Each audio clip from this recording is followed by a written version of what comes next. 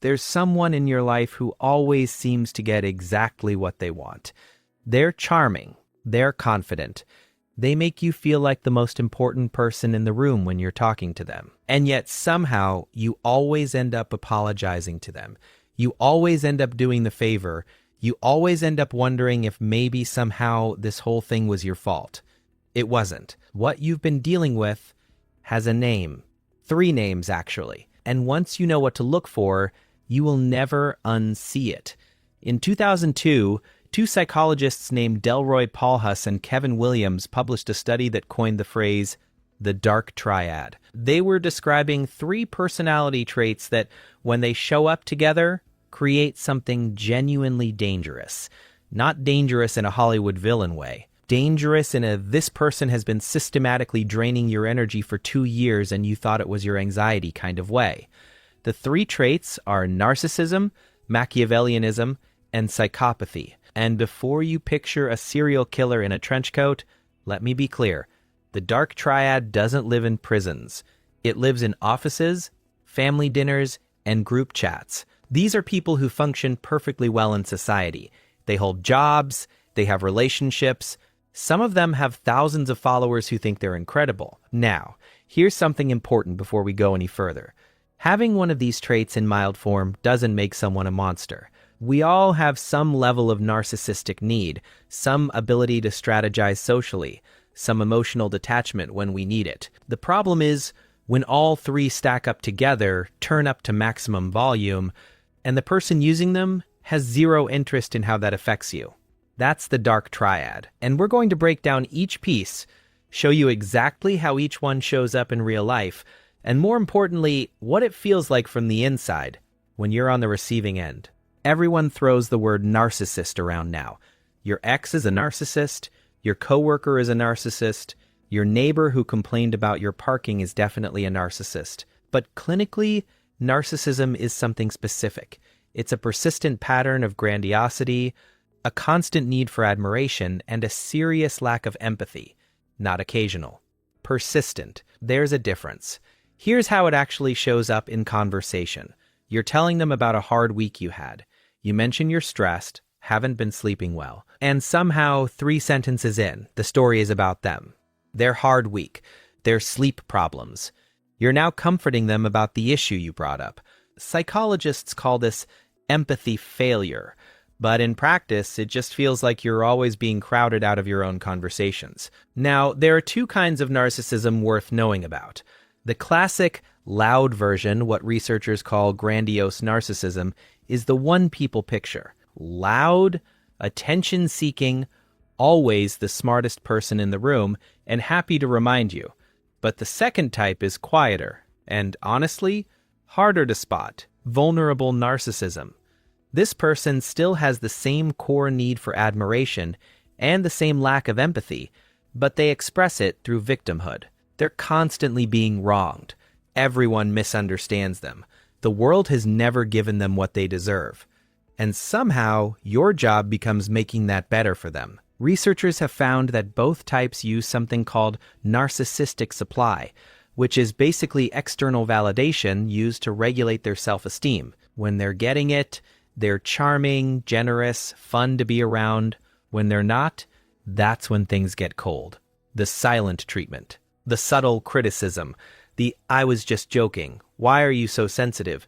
And because they were so warm before, you work to get back to that warmth. You adjust, you shrink, and they've never had to change a thing. Here's the sign people miss most often. Narcissists don't just lack empathy in general. They can actually demonstrate empathy when it serves them. They know what you need to hear. They can be incredible listeners when they want something from you. That's what makes it confusing. You think, they understand me, they get it, they can be so kind. And you're right, they can. The question is whether they choose to, but narcissism, on its own, is the most socially acceptable of the 3. It gets genuinely unsettling when it combines with what comes next. In 1532, Niccolo Machiavelli wrote a book called The Prince. It was a guide for political leaders on how to hold power. His advice, essentially, be charming when it helps, be ruthless when it doesn't, and never let people see which one you're doing. 5 centuries later, psychologists borrowed his name for a personality trait defined by manipulation, strategic thinking, a willingness to use people as tools, and an almost complete moral flexibility. In plain language, Machiavellian people are chess players. Everyone else is a piece. Here's what separates this from just being strategic. Strategy isn't bad. Planning ahead isn't bad.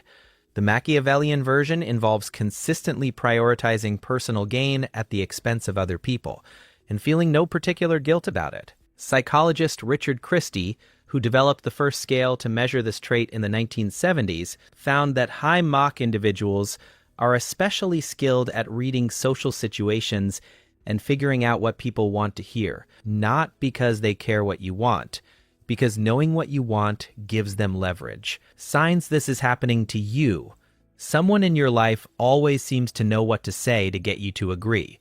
You find yourself doing things for them and then later thinking, how did that happen? They rarely argue head on. Instead, they shift the framing, change what's being discussed, introduce a new concern right when you were about to push back. They're also patient in a way that feels unusual. They'll plant something in your head, a doubt about another person, an idea about a decision you should make, and then wait, weeks, sometimes. And then when it pays off, they had nothing to do with it. You made the call yourself.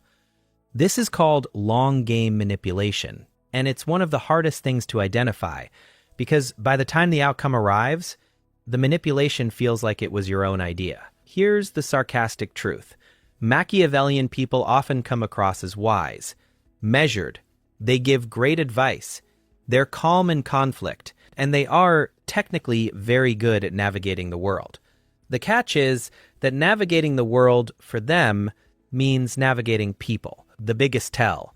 Watch what happens when they no longer need something from you.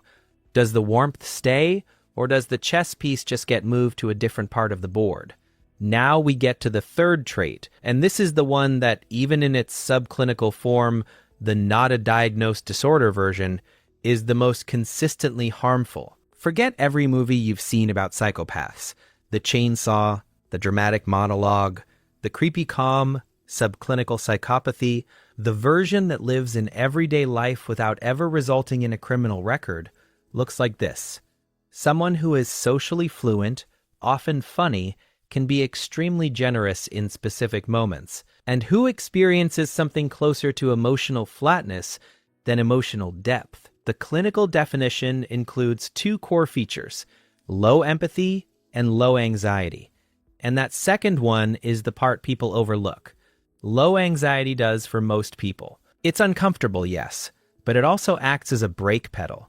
You feel anxious about lying, so you hesitate. You feel anxious about hurting someone, so you pull back. Anxiety is often the thing that stops us from doing what would benefit only us at someone else's expense. Remove the anxiety. Remove the brake. Psychologist Robert Hare, who spent decades developing psychopathy assessment tools, described what he called the mask of sanity. The idea that individuals high in psychopathic traits are often skilled at performing normalcy, warmth, and even concern, not because they feel it, but because they've learned it works. In daily life, here's what this looks like. Someone behaves in a way that hurts you. You bring it up, and they respond with what appears to be genuine remorse. They say the right things, they apologize. You feel better. And then, without much gap, it happens again. Not because they forgot, because the apology was a tool to close the conversation, not a reflection of actual regret. This is sometimes called a recycling pattern, and it's one of the most exhausting things to live through because each cycle resets your hope. They apologized, they meant it. Now here's the part that researchers find particularly interesting, and I'd argue particularly important for you to hear. High psychopathy scorers are disproportionately represented in high-status environments. A 2010 study by Babiak, Newman, and Hare found elevated psychopathy scores among corporate executives compared to the general population, not because corporations are sinister, but because psychopathic traits, charm, fearlessness, willingness to make cold decisions, can look remarkably like leadership from the outside. The low anxiety piece reads, as confidence, the low empathy piece reads as decisiveness, the manipulation reads as vision. So how do you tell the difference? The honest answer is, it takes time, because the mask holds well in short windows. But over longer exposure, a pattern emerges. Consistent disregard for how decisions affect the people around them. The same victims keep appearing in their stories. Accountability never quite lands anywhere near them. We're about to get to the part where all three traits overlap, because that combination, narcissism plus Machiavellianism plus psychopathy, isn't just additive, it's something different altogether. Here's what makes the Dark Triad specifically worth understanding. Each trait alone is manageable. Narcissism without Machiavellianism is annoying but often transparent. Psychopathy without narcissism can even produce people who are surprisingly calm to be around. But together they create something researchers describe as a synergistic effect. The narcissism provides the motivation. I deserve more. The Machiavellianism provides the strategy. Here's how I'll get it. The psychopathy removes the guilt. I don't particularly care what this costs you. Motivation, strategy, no breaks. From the inside, being around a full Dark Triad individual often produces a very specific feeling. It's hard to name. It's not quite fear. It's not quite discomfort. It's more like a low-grade sense that something is off, combined with a strong pull toward them anyway. That pull is real, and it's not a character flaw. Research on Dark Triad individuals consistently shows they score high on initial attractiveness and social charisma. They're often more confident, more decisive, better at reading what you want to hear. In short-term exposure, they're frequently the most compelling person in the room. The problem is that what draws you in is also what gets used later. Psychologist Nicholas Holtzman published research in 2011 showing that when you remove social cues, strip away the charisma and the context, and just look at behavior patterns over time, Dark Triad individuals become significantly easier to identify. The patterns become visible. So that's the key. Time and patterns. Not individual incidents. Patterns. Psychologist Nicholas Holtzman published research in 2011 showing that when you remove social cues, strip away the charisma and the context, and just look at behavior patterns over time, Dark Triad individuals become significantly easier to identify. The patterns become visible. So that's the key. Time and patterns. Patterns. Does the warmth disappear when they don't need something? Does accountability always end up somewhere other than them? Do you find yourself apologizing for things that weren't your fault? Does their version of every conflict conveniently make them the only reasonable person in it? That's the moment this starts to become useful. Not as a label you put on someone, as a lens you use to look at patterns. Knowledge about the Dark Triad is not a diagnosis tool. You are not a licensed psychologist. And even licensed psychologists don't diagnose someone they haven't evaluated. What you can do is use what you now know to pay attention differently. Watch for the pattern of accountability. Does it ever land with them? Or does it always drift toward you or someone else? Watch for what happens after the warmth. Does it continue when they don't need anything? Watch for how you feel after spending time with them. Not during. After. Drained? Confused? Unsure what just happened? The research is fairly consistent that the most effective protective factor against Dark Triad manipulation is what psychologists call pattern recognition over time, which sounds complicated, but in practice just means stop evaluating people on individual moments. Evaluate them on what repeats. Trust good patterns, not single great moments. Patterns, and if someone in your life failed that test 3 paragraphs ago, that's useful information. What you do with it is up to you. Understanding this doesn't make you cynical, it makes you clear. So now you know what the Dark Triad is, how each trait operates on its own, what the combination looks like from the inside, and the one thing that actually helps: patterns over time. If you want to go deeper on how narcissistic manipulation specifically works in close relationships, that breakdown is on screen right now. Subscribe, because next week, we're going into something even more uncomfortable. Why we're often attracted to exactly the traits that end up hurting us. Psychology has an answer for that. It's not flattering, but it's worth knowing.